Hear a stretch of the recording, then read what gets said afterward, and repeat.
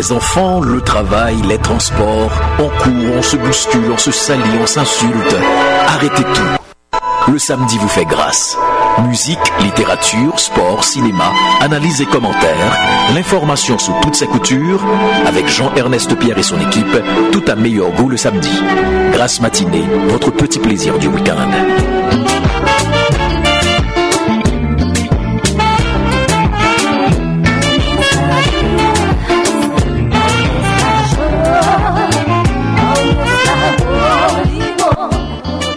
Mesdames, Messieurs, nous sommes de retour à cette édition spéciale où notre invité est Mathias Pierre, ancien ministre responsable des élections en Haïti sous Jovenel Moïse. Et avant d'aller à la pause, on a posé la question de la responsabilité aussi des élites par rapport à un mouvement qui prend corps. C'était Mathias Pierre, dites-moi comment on a pu assister à cette montée de violence de la part de bandits, de gangs armés, et quelquefois, moi-même, je dis c'est pas Haïti qui a inventé le genre. Il y en a beaucoup dans des pays d'Afrique, même dans les Antilles, des groupes de bandits. Mais quand il y a une philosophie ou c'est une question de religion, etc., je me dis peut-être il y a un groupe qui essaye de prendre le lead de quelque chose dans une population.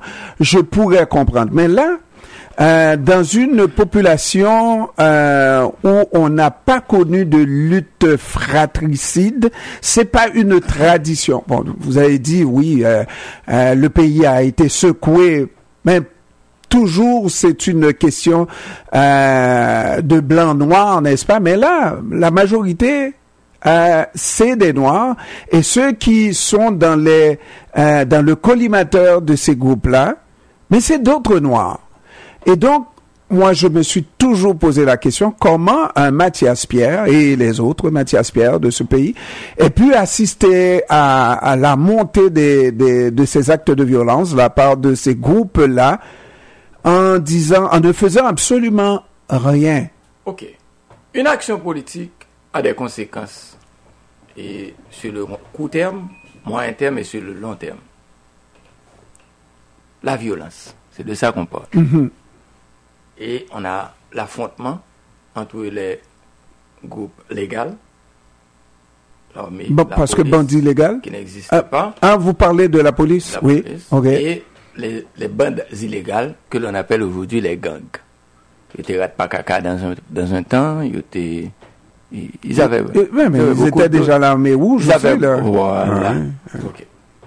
À Métis Manchette. Et sauf que il y a deux gouvernements qui ont pu, dans le temps, contrôler cette armée illégale en la formalisant. Le premier, c'est Soulouk, le roi Soulouk. Pendant 10 ans, il a créé ce qu'il appelle les Inglins. Il a formalisé les bandes illégales et il a pu stabiliser le pays et l'équilibre entre les forces illégales et légales, plus ou moins. Et plus tard, ce sera François Duvalier, les VSN, ça n'est des macoutes là, de tout bien uniforme, il y a des armes, donc on est où l'équilibre entre forces illégales, peuple là qui n'a macoute, l'armée, etc., créer un certain équilibre dans le pays. Et je ne comprends pas. C'est Duvalier qui a créé la force des macoutes, des VSN. Ça veut dire les VSN, c'est encore la population armée, mais contrôlée, habillée et connue. C'était dans un but de stabiliser, mais surtout ça, c'est un problème. On va poser l'autre dans le sens des intérêts, des besoins de Duvalier de se maintenir au pouvoir. Ça, c'est la question de l'intérêt personnel. Mais je suis en train d'analyser la violence. Et qu'est-ce qui s'est passé en 1994? Les Américains sont arrivés. On a estimé avec le pouvoir en place que l'armée n'était plus nécessaire parce que l'armée était trop instable, etc. Au lieu de prendre le temps qu'il faut de réformer l'armée, on a tout simplement détruit l'armée. En détruisant l'armée d'Haïti, ou encore démobilisé, et en démobilisant l'armée d'Haïti, les frontières ne sont plus contrôlées, les quartiers ne sont plus contrôlés, le pays est livré. Heureusement, il y avait une certaine stabilité, etc. Ça a continué à fonctionner. Mais le pays n'avait pas de force. Mais l'une des conséquences que vous devriez savoir, que pendant longtemps, Haïti ne peut pas commander légalement des armes et des munitions. À cause de l'embargo de 1994. Parce que les États-Unis ont imposé un embargo. Éventuellement, si Haïti commande des armes, on peut éventuellement remobiliser l'armée et armer cette armée-là. Donc, on ne commande plus d'armes. Entre-temps, on a essayé de monter la police. La police a pu se mobiliser. Mais une force de police n'est pas une force armée. Une force de police, c'est maintien de l'ordre. L'armée, c'est de protéger les frontières, et les frontières mer et terre, c'est de pouvoir intervenir là où la police ne peut pas. Ou encore la police n'a pas les mandats pour. Et dans la majorité des pays, vous avez les deux forces qui travaillent sous les commandes de l'autorité civile. Et certains ont compris que pour gagner des élections, pour maintenir son pouvoir, il faut ses propres... chaque... Donc je vais armer mon propre groupe. Gang. Par exemple, les députés sont arrivés, le Parlement mobilise une force de sécurité et on achète des armes et on a cette force de sécurité qui protège le Parlement et les députés. Et quand il n'y a plus de Parlement, il n'y a plus de députés, qu'est-ce qui se passe? Où sont ces gens? Où sont ces armes? Beaucoup de gens du secteur privé, pour protéger leurs propres zones, leurs propres entreprises, arrivent aussi à armer des individus pour se protéger. Et certainement, on a sa propre armée. Et aujourd'hui... Et est-ce que c'est volontairement que vous avez commencé par les députés, les sénateurs, mais les présidents aussi ont leur gang? Hein? Mais il m'a promis de tout dire et dire toute la vérité. C'est que on est arrivé à un point où chaque groupe de l'élite estime qu'il faut ses propres forces pour se protéger. Et pendant qu'on a le pouvoir, certains participent à la corruption pour continuer à financer ces groupes. Mais quand on ne peut plus financer ces groupes s'autofinancent. Et avec quoi qu'il faut s'autofinancer? Avec ces armes. Mais la réalité, Mathias Pierre, on la connaît, on la vit, et puis c'est devenu... Ça a explosé à la face de tout le monde. On est dans la phase d'explosion. Bon. Mais quand on est dans la phase d'explosion, la solution c'est quoi? La solution c'est de dire, écoutez, nous avons un problème de gangs, de bandes armées qui sont illégales dans les différentes zones. Il y en a qui protègent les entreprises parce que ça devient lucratif. Parce que si je contrôle une zone, toutes les entreprises de la zone vont me payer. Parce que la police ne peut pas donner la sécurité. Donc, je vais utiliser les capacités que j'ai pour protéger la zone et protéger votre entreprise. Donc, vous allez me payer. Ainsi, ce système s'est développé sur Port-au-Prince et l'on a ce qu'on a aujourd'hui. Maintenant, la solution, je pense, c'est de se dire, écoutez, comment renforcer l'armée et la police nationale qui n'a pas les moyens. La police, et je me rappelle, je faisais partie des réunions du CSPN. Le CSPN, c'est la plus haute instance dirigée par le Premier ministre qui dirige la question de sécurité en Haïti. C'est le Premier ministre, le ministre de l'Intérieur, le ministre de la Défense, le ministre de la Justice et le chef de la police et son commandement qui font les CSPN. Pendant que j'étais ministre chargé des questions électorales, donc la question de sécurité était clé.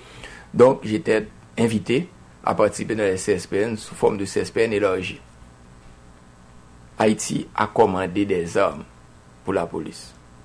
Des armes soit commandées aux États-Unis ou soit commandées dans d'autres pays de l'Amérique latine, jamais livrées. Parce que il faut l'autorisation du département d'État des États-Unis.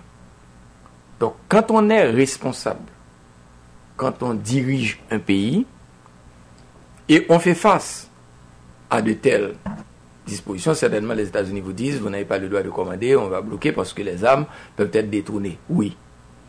Il faut créer pour moi une task force qui réfléchit sur les questions de sécurité, qui arrive à faire une proposition viable pour la sortie de là où nous sommes, et négocier avec les États-Unis d'Amérique pour qu'on puisse avoir des équipements et des armes. Vous savez que l'histoire des blindés qui ont été commandés par Jovenel Moïse au Canada, jusqu'à présent, jamais livrés, etc., pour les mêmes dispositions. Et il y a un autre problème qui est venu compliquer la chose. Lorsque le kidnapping, ça commence, il y a une partie de la diaspora aux États-Unis qui s'est impliquée dans l'argent facile et qui décide de devenir exportateur d'armes en Haïti. Pourquoi? Pour comprendre bien le problème, aux États-Unis, il y a ce qu'on appelle le Second Amendment. Le deuxième amendement qui, un citoyen américain qui achète une arme n'a pas d'explication à donner et n'a pas à rendre compte. Donc, on peut s'acheter autant d'armes qu'on veut et ce que ces gens font, on les exporte vers Haïti. Oui, on prend le jeu, maintenant, un 9 mm qui se vend aux États-Unis à $300, se paye en Haïti $3-4 000. $3-4 000. Mais Mathias, j'ai posé la question. Oui, merci de nous avoir donné autant d'informations. Mais comment on peut, parce qu'on sait tout le mal que ça fait, vol, viol, crime et tuer des gens et presque tous les jours, n'est-ce pas? Il y a ce mouvement-là. C'est même pas comment sortir. Le fameux comment sortir. Au mouvement. Comment s'en sortir? La question a été posée. Le Premier ministre, supposément et officiellement, on peut le dire, là, il a fait une demande d'intervention étrangère, etc. Ça n'arrivera jamais. Et on le sait. Et récemment encore, là, il y a un groupe parlementaire qui a dit à Justin Trudeau, non, niet, il ne faut pas envoyer de troupes en Haïti. Alors, ce mouvement qui est avec, je veux pas dire de gros mots. Mais avant d'arriver au mouvement, dites. On a un problème qui est posé, et je pense que la responsabilité de l'État. Il n'y a pas d'État. L'État s'est effondré. Bon, alors, vivons avec ce que nous avons, c'est le peuple. La responsabilité de ce qui reste de l'État. C'est même pas un résidu de l'État. De ce qui reste de ce qui reste. C'est de faire appel aux... Il y en a des gens capables qui comprennent les questions de sécurité pour réfléchir et offrir un plan. Et négocier avec les États-Unis d'Amérique, d'un côté sur les questions d'importation d'armes légales pour les forces légales, et de nous aider à bloquer les armes illégales qui rentrent. Et si nécessaire que les États-Unis ne veulent pas, aller vers d'autres pays. Mais nos dirigeants ne vont jamais le faire parce qu'on a besoin du support du gouvernement américain pour rester au pouvoir illégalement. Est-ce que Jovenel Moïse a été mis de côté par l'international parce qu'il voulait justement se soustraire à cette situation-là où on devrait tout faire et recevoir l'aval des États-Unis avant de bouger pour Haïti? Je vous ai dit tout à l'heure que je ne veux pas parler de Jovenel, puisqu'il était ministre, mais je ne pense pas que Jovenel avait perdu le support de l'international. Et au contraire, je pense que Jovenel écoutait aveuglement les recommandations ou les exigences du gouvernement américain et du Canada. Et maintenant qu'on cite les instances comme le FBI, la CIA, le Drug Administration, comment on appelle ça, déjà, DIA aussi comme ayant peut-être pas comme institution, mais des gens là-dedans, les mains trempées dans l'assassinat de Jovenel Moïse. Comment on prend tout ça? Surtout que le meilleur procès. Je m'étais promis je vais vous donner des faits. Ouais. Je m'étais promis et je me suis promis de ne pas parler de l'assassinat du président Jovenel, vu que j'étais ministre pendant son assassinat. Et pendant les 23 jours où Claude Joseph était à la charge du pays, j'étais quand même assez bien placé. Ce que je peux dire, c'est que la mort du président est issue d'un grand complot.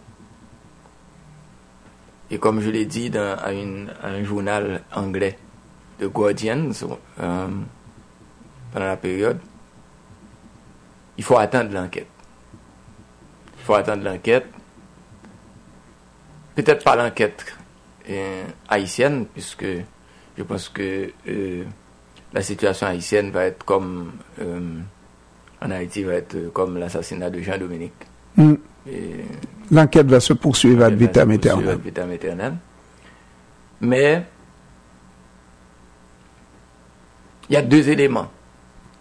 Dans une lettre qui a été faite au gouvernement américain, après une conversation du Premier ministre Claude Joseph le 7 juillet à 5 heures, où j'étais présent avec le PM Claude Joseph, et on a eu une conversation avec Anthony Blinken.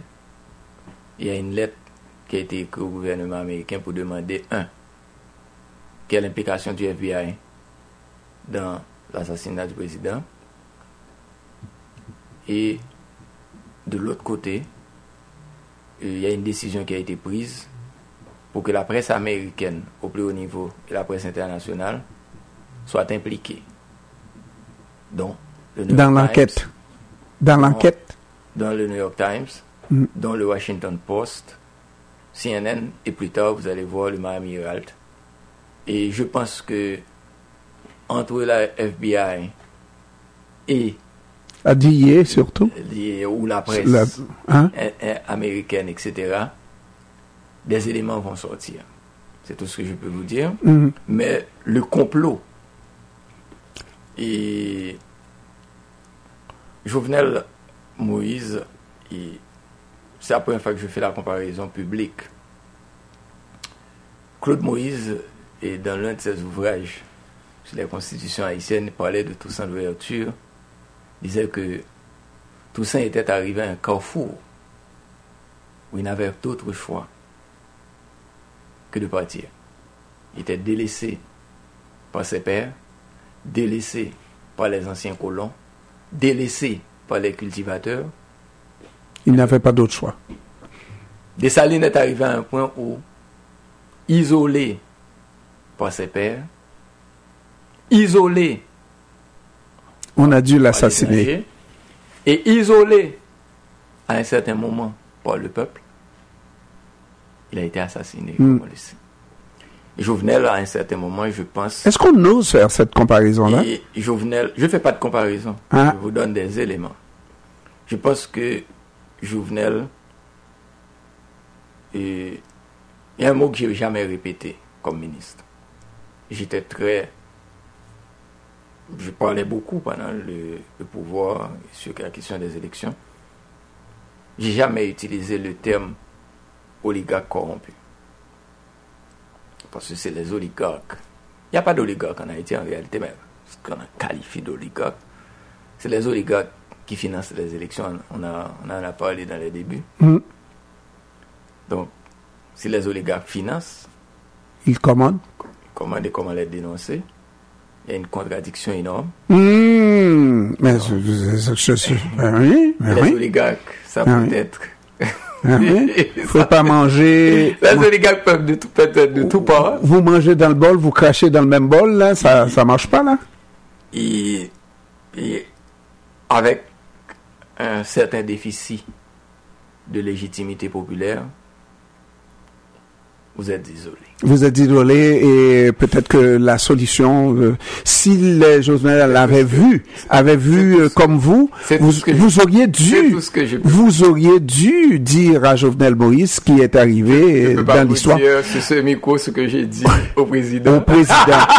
Ah, il ne le dira pas. Je vais vous dire une chose. C'est pour la première fois que je dis ça. C'est des scoops.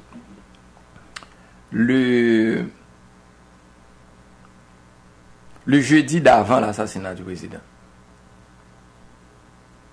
c'est la première fois que Jovenel m'appelle à 5 heures du matin. Il a passé 1 heure de temps au téléphone. Il m'a dit, ça dormi? Non, non, président. Même d'abdormi. Non, on ne dit pas ça à un président. Lui-même, il n'a pas dormi. Et à la fin de la conversation, il m'a envoyé un extrait d'un accord. On était dans une dynamique de négociation d'un accord politique pour sortir. Il m'a envoyé une copie de l'accord pour me dire, regarde ce qu'il m'a envoyé. J'ai lu le document. J'ai regardé que les gens se disent, vous allez et faire donner l'ordre au président. Vous allez nommer le Premier ministre. Et une fois que ce Premier ministre est nommé, vous devriez partir. Ça veut dire l'accord qu'il devrait signer avec les autres, il devrait partir. Je ne vais pas dire avec qui il était en train de négocier, mais j'ai regardé la liste et je suis retourné sur lui pour dire, président, la première chose, l'interlocuteur qui était en train de vous parler. Pas juste parler, mais écrit. Qui a osé écrire? L'interlocuteur n'a pas de mandat, ne peut pas avoir de mandat de ces gens-là qui sont derrière. Donc vous avez un problème. Qu'est-ce que vous allez faire? Et je me rappelle qu'il m'a dit, va parler à un tel. J'ai parlé à la personne pendant 40 minutes. Et je suis retourné au président. Je lui ai dit, je pense que il n'y a pas de chance. Que vous restiez. Non, pas de chance que vous restiez, pas de chance que vous arriviez à un accord avec ces gens. Ok. Ils sont à deux pôles totalement différents. C'est qu'on vous remplace. Parce que le président était dans une dynamique à ce moment-là. Il était un président affaissé, un président qui... Mais est-ce qu'on comprend que c'est le contexte de constat de la fin de la législature, donc non, 1 an de différence? Est-ce que c'est même pas ça. C'est même pas ça. C'est un ami à moi, je ne peux pas vous dire qui. Quand je ça serait un bon scoop. Quand j'aurai écrit, je l'écrirai parce que je ne veux pas mettre, même s'il... Donner les initiales. Mathias Pierre, donner les initiales. Je ne peux pas dire. Il est mort. Il a dit au président dans une conversation, où j'étais là, il a dit au président, écoutez, vous êtes arrivé à une phase dans votre présidence où vous ne pouvez plus négocier. Nommez un premier ministre qui pourra négocier pour vous. Mais mon ami là lui a dit ça presque 1 an et demi à l'avance, quand il a dit ça au président. Et en votre présence? Et, oui, j'étais là. Et j'ai l'impression que quand le président m'a appelé ce matin-là, le jeudi d'avant sa mort, et le président m'a appelé, et on a eu cette conversation, et j'ai compris que il voulait faire ce que mon ami lui a dit.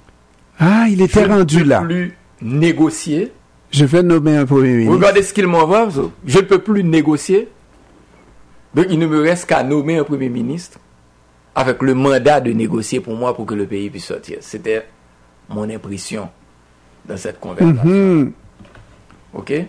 Et la conversation a continué et on est au jeudi et ça s'est terminé je suis parti pour Miami. Mais quand est-ce qu'il a nommé le Premier ministre? Parce qu'il va nommer deux. Je vais vous dire. Oui. Je suis parti en vendredi pour Miami. Je devais prendre un vaccin le samedi d'après.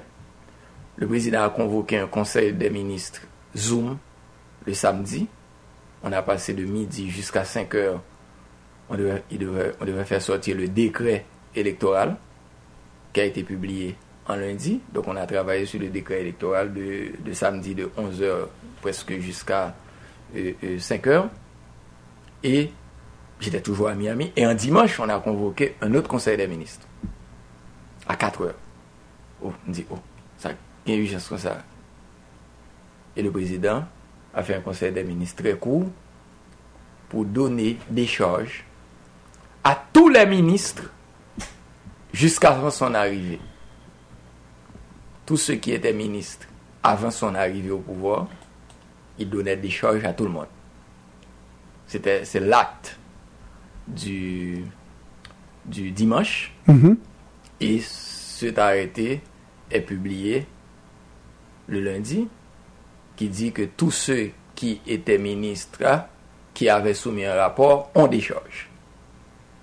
Et certainement, je suis rentré en Haïti lundi, mardi matin, je me rappelle, et je crois que lundi après-midi aussi, je crois que lundi, oui, le président a nommé par tweet le Premier ministre Ariel Henry, mais aussi, et nous étions informés, tous les ministres, qu'il allait nommer un Premier ministre lors de ce conseil des ministres de dimanche aussi, et qu'il allait nommer un Premier ministre, et que l'on devrait tous donner notre support, ceux qui vont rester, ceux qui ne vont pas rester, donner notre support à en acceptant de démissionner d'une certaine manière. Et vous parlez de qui? Vous avez démissionné. Oui. Il y a eu une démission en bloc. Il nous a dit, il va pas avoir eu de démission en bloc. Il y a eu cette conversation qui nous dit il faut donner le support au Premier ministre pour laisser l'ouverture pour qu'il y ait négociation, pour qu'il y ait élection.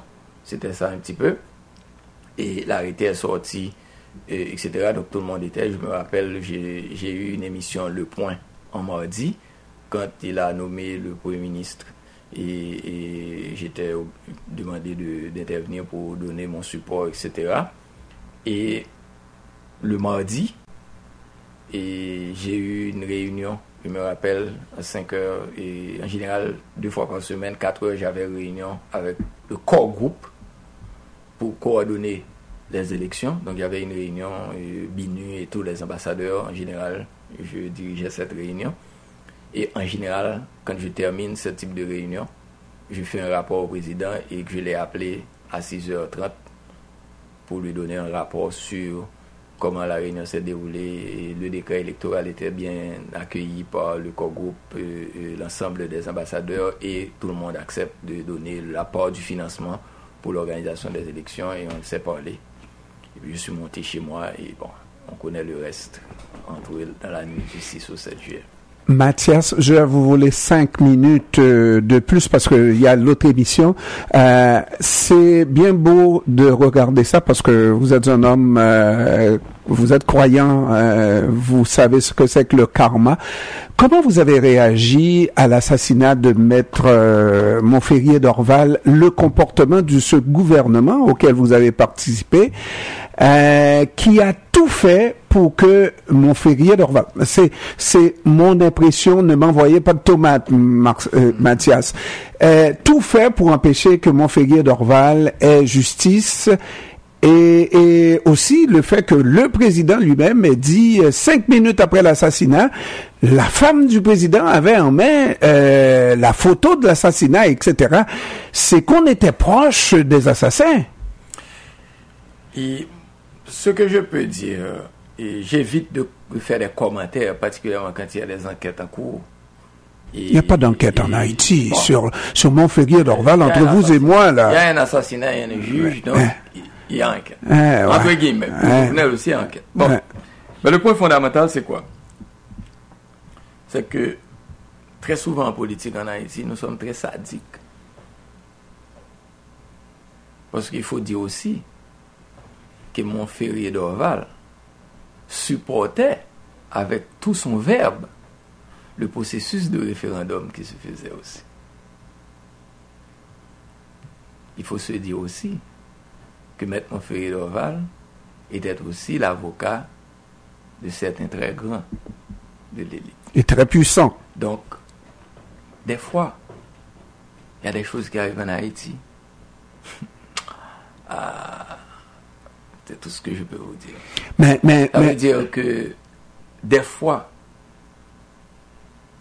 vous pouvez être l'agneau immolé. Et retourne dans la Bible. Dieu s'est fait homme. Pas vrai? Ouais.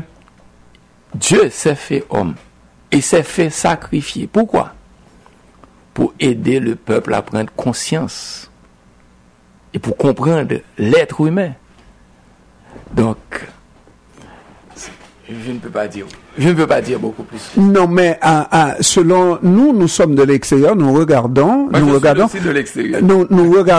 les choses. J'aurais pu vous poser des questions sur, on a plus d'un sur Petro-Caribé. On a l'impression que Jovenel Moïse, moi, il y a eu un discours. J'ai fait l'apologie de ce discours de Jovenel Moïse ici à ce micro, en entendant Jovenel Moïse nous dire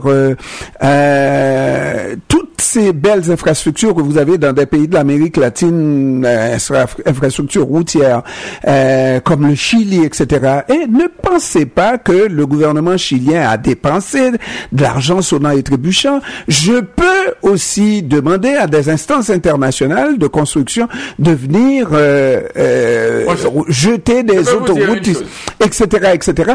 Mais il n'a rien fait. Il a parlé d'électricité en 24 mois, il n'a rien fait. Je peux vous dire une chose. Et je prends cet exemple pour terminer sur le président assassiné. Petro-Caribé.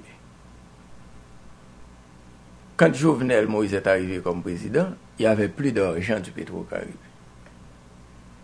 Et moi, pour avoir étudié les systèmes de corruption et particulièrement le procès de consolidation, je me rappelle quand cette crise allait s'éclater sur le Petro-Caribé, il fait un rapport, on a demandé avec d'autres, dont quelqu'un qui était très, très puissant du gouvernement, pour lui demander pourquoi ne pas faire l'enquête en bonne et due forme sur le Petro-Caribé.